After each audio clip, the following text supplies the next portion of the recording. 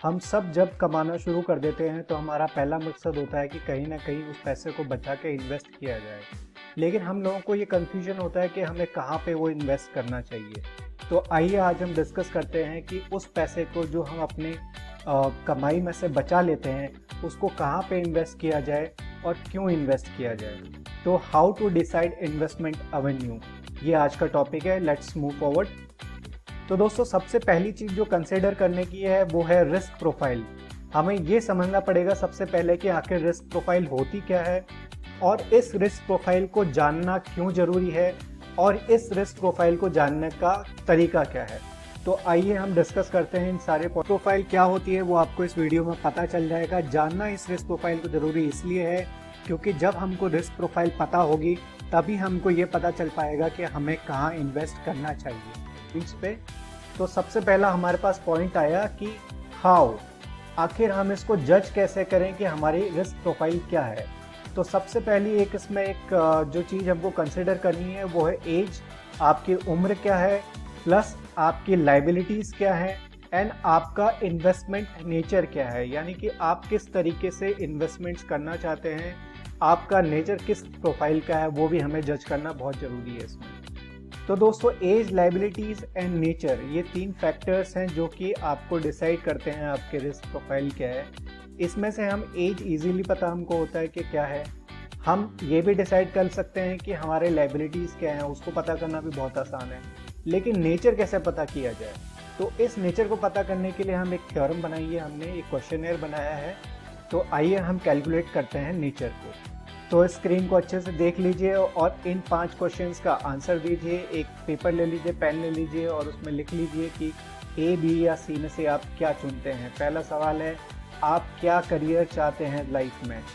Salaried चाहते हैं यानी वेतनभोगी होना चाहते हैं, प्रोफेशनल होना चाहते हैं यानी कोई डॉक्टर, वकील ऐसा बनना चाहते हैं, या कोई बिजनेस अपना करना चाहते हैं। दूसरा क्वेश्चन ये है कि आप कौन सा जॉब प्रेफर करते हैं, गवर्नमेंट जॉब आपको अच्छी लगती है या प्राइवेट जॉब अच्छी लगती है, कौन सा टीवी चैनल आप देखते हैं।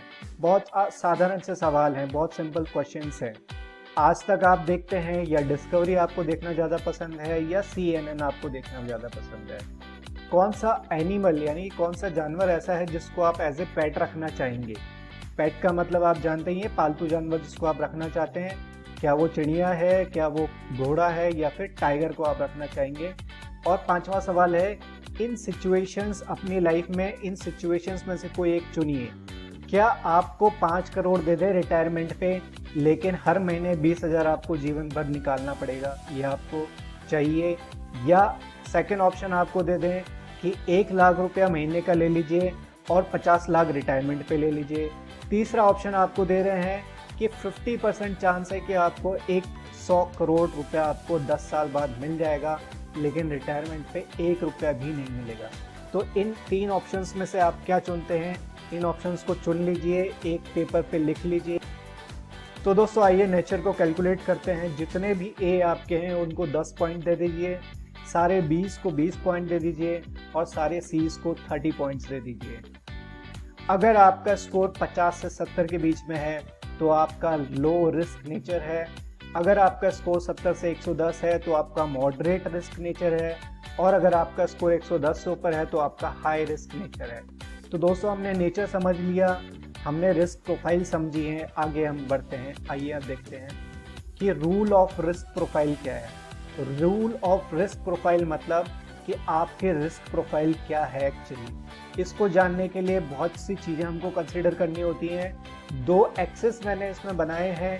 एक आपका नेचर क्या है जो हमने अभी डिस्कस किया है कि नेचर कैसे जज किया जाए, दूसरा आपकी उम्र क्या है।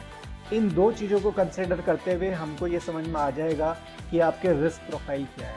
उदाहरण के तौर पे, अगर आपकी उम्र कम है और आपका नेचर जो है वो हाई रिस्क वाला है तो आपकी प्रोफाइल होती है हाई रिस्क प्रोफाइल। यानी कि जितनी कम उम्र होगी और जितनी आपका नेचर रिस्क वाला होगा उतनी ही आपकी हाई रिस्क प्रोफाइल होगी। जितना आपका नेचर लो रिस्क का होगा और उम्र जितनी ज़्यादा होगी उतना ही आपकी लो रिस्क प्रोफाइल बनेगी। अगर उम्र आपकी बराबर बीच की है यानी कि 40 के ऊपर है और आपका नेचर जो है वो मॉडरेट रिस्क का नेचर है, तो यहाँ पे हम देखते हैं कि मॉडरेट आपके रिस्क प्रोफाइल निकल के आएगी। इसमें बहुत सारे परम्यूटेशंस एंड कॉम्बिनेशंस होते हैं दोस्तों, तो मैं आपको एग्जैक्टली अभी यहाँ पे इतने सारे हैं कि सारे यहाँ पे हम लिख नहीं सकते, लेकिन हाँ अगर आप हमको फ़ोन करके पूछेंगे तो हम आपको कैलकुलेट करके बता देंगे कि आपको कौन से रिस्क प्रोफाइल में आप फॉल करते हैं और आपको किस हिसाब से इन्वेस्टमेंट्स करना चाहिए। इसमें हमको कंसिडर करना होता है आपकी उम्र क्या है, और इसमें हमको कंसिडर करना होता है कि आपका नेचर क्या है रिस्क के प्रति। दोस्तों हम आगे देखते हैं रूल्स ऑफ रिटर्न्स। तो रिटर्न्स का रूल सिंपल है, रिस्क प्रोफाइल जो आपकी है जिसको हमने अभी कैलकुलेट किया है वो रिस्क प्रोफाइल प्लस टेन्योर, यानी कि कितने साल तक आप इन्वेस्ट करना चाहते हैं, इन्वेस्टमेंट्स को आप कितने साल तक रखना चाहते हैं, इन दोनों को जोड़ लीजिए तो आपके रिटर्न्स होते हैं। कहने का मतलब ये है इनका कॉम्बिनेशन आप करिए। हाई रिस्क प्रोफाइल है मगर आप मान लीजिए और आप लंबे समय तक जाना चाहते हैं तो आपके रिटर्न्स उतने ही ज़्यादा होंगे। आपके रिस्क प्रोफाइल लो है और कम समय के लिए जाना चाहते हैं तो आपके रिटर्न्स उतने ही कम होंगे। तो बहुत सिंपल और प्रोग्रेसिव ये फॉर्मूला है। रिस्क प्रोफाइल आपकी देख लीजिए, प्लस टेन्योर देख लीजिए, कितने साल इन्वेस्ट करना है और रिटर्न्स आपको उस हिसाब से मिलेंगे। ये देखते हैं इन्वेस्टमेंट ऑप्शंस क्या हैं हर रिस्क प्रोफाइल के हिसाब से। अगर आपके रिस्क प्रोफाइल लो निकल के आई है तो आपको आरडी या एफडी में इन्वेस्ट करना चाहिए, डिबेंचर्स में इन्वेस्ट कर सकते हैं, गोल्ड में आपको 10% तक ही इन्वेस्ट करना चाहिए टोटल इन्वेस्टमेंट पोर्टफोलियो का, एसआईपीज में आपको इन्वेस्ट करना चाहिए हमेशा, लेकिन सिर्फ डेट फंड्स में ही करने चाहिए, वो भी लॉन्ग टर्म के लिए। अगर आप शॉर्ट टर्म के लिए करेंगे तो डेट फंड्स में आपको नुकसान भी हो सकता है। ट्रेडिशनल इंश्योरेंस प्लान्स ही लीजिए अगर आप लेना है तो, वो भी लॉन्ग टर्म के लिए। रियल एस्टेट में सिर्फ लॉन्ग टर्म के लिए ही इन्वेस्ट कीजिए। मॉडरेट रिस्क प्रोफाइल अगर आपकी है तो आरडी एफडी डिबेंचर्स अगेन उसमें इन्वेस्ट कर सकते हैं। गोल्ड में आप 20% तक जा सकते हैं। एसआईपी का आप नेचर बदल लीजिए, एसआईपी को इक्विटी में कीजिए इन्वेस्ट, और वो भी लॉन्ग टर्म के लिए कीजिए। आईपीओस में इन्वेस्ट कीजिए अगर आपकी मॉडरेट रिस्क प्रोफाइल है तो, और शेयर्स जो अगर आप इन्वेस्ट करना है तो शेयर्स में कीजिए, ब्लू चिप में कीजिए सिर्फ, वो भी लॉन्ग टर्म के लिए। यूलिप्स में आप इन्वेस्ट कीजिए, रियल एस्टेट में करें तो लॉन्ग टर्म के लिए करें।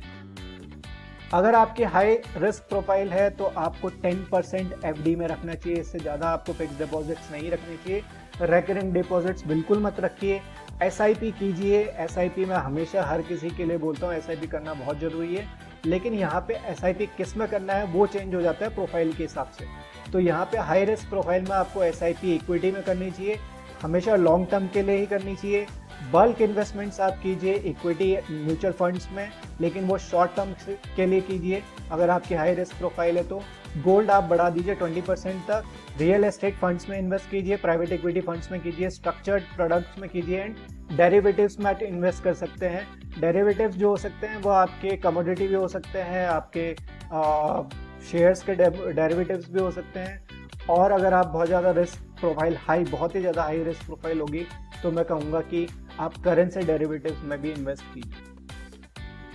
तो दोस्तों धन्यवाद। आप इस वीडियो को लाइक कीजिए, कमेंट कीजिए, शेयर कीजिए। आपको अगर अपनी रिस्क प्रोफाइल जाननी है या हमारी कंसल्टेंसी अगर आप लेना चाहते हैं तो कमेंट में अपना फ़ोन नंबर डाल दीजिए, और इस वीडियो को ज़्यादा से ज़्यादा शेयर कीजिए ताकि लोगों तक इस नॉलेज को पहुँचाया जा सके।